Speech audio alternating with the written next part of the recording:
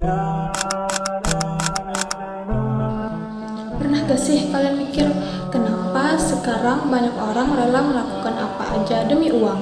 Mulai dari penipuan online, korupsi, sampai bisnis yang gak jelas halalnya. Padahal dalam Islam, mencari uang itu bukan cuma soal untung besar, tapi juga soal keberkahan dan manfaatnya. Nah, ternyata sejak ratusan tahun lalu ada seorang tokoh ekonomi Islam yang sudah membahas hal ini. Beliau adalah Imam Al-Syaibani, seorang ulama besar yang punya pemikiran luar biasa tentang kerja, ekonomi, dan kehidupan sosial. Dan yang menariknya, pemikirannya masih relevan sampai sekarang. Imam Al-Syaibani memiliki nama lengkap Abu Abdullah Muhammad bin Hasan Al-Syaibani. Beliau lahir tahun 750 Masehi di Irak dan merupakan murid dari Imam Abu Hanifah.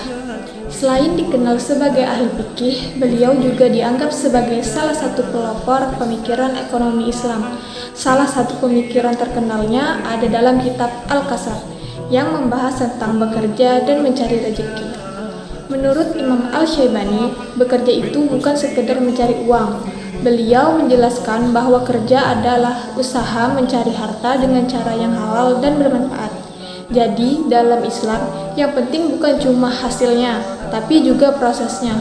Kalau sekarang mungkin kita sering dengar dengan istilah yang penting cuan, tapi menurut Imam Al-Syaibani, yang penting halal dan membawa maslahat. Beliau juga mengatakan bahwa bekerja itu hukumnya wajib, karena dengan bekerja manusia bisa memenuhi kebutuhan hidupnya dan juga bisa beribadah dengan baik. Beliau mengambil dasar dari Al-Quran Surah Al-Jumu'ah ayat 10 yang isinya, apabila telah ditunaikan sholat, maka bertebaranlah kamu di muka bumi dan carilah karunia Allah. Artinya, setelah ibadah, manusia diperintahkan untuk aktif bekerja dan mencari rezeki. Imam Al-Syaibani juga membagi pekerjaan menjadi beberapa bidang, seperti pertanian, perdagangan, industri, dan jasa.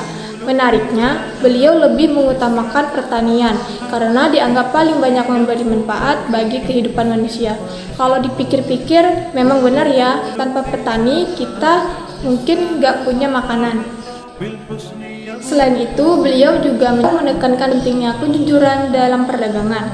Menurut beliau, perdagangan memang pekerjaan mulia, tapi hanya jika dilakukan dengan jujur dan amanah. Bukan cuma itu, Imam Al-Syaibani juga menjelaskan tentang pentingnya hidup sederhana. Beliau tidak melarang orang menjadi kaya, tetapi harta tidak boleh membuat manusia sombong atau hidup berlebihan. Menurut beliau, kelebihan harta sebaiknya digunakan untuk membantu orang lain melalui sedekah dan kebaikan sosial. Beliau bahkan menjelaskan bahwa manusia itu saling membutuhkan. Orang kaya membutuhkan tenaga kerja orang miskin, dan orang miskin juga membutuhkan pekerjaan dari orang kaya. Karena itulah, kerjasama dan saling tolong-menolong menjadi bagian penting dalam ekonomi Islam. Kalau kita lihat kondisi sekarang, pemikiran Imam Al-Syaibani masih sangat relevan. Di tengah banyaknya pengangguran, persaingan bisnis yang tidak sehat, dan gaya hidup konsumtif, beliau mengajarkan bahwa bekerja harus dilakukan dengan cara halal, jujur, dan bermanfaat untuk masyarakat. Beliau juga mengingatkan bahwa tujuan ekonomi bukan hanya mencari keuntungan dunia, tapi juga mencari keberkahan dan ridho Allah.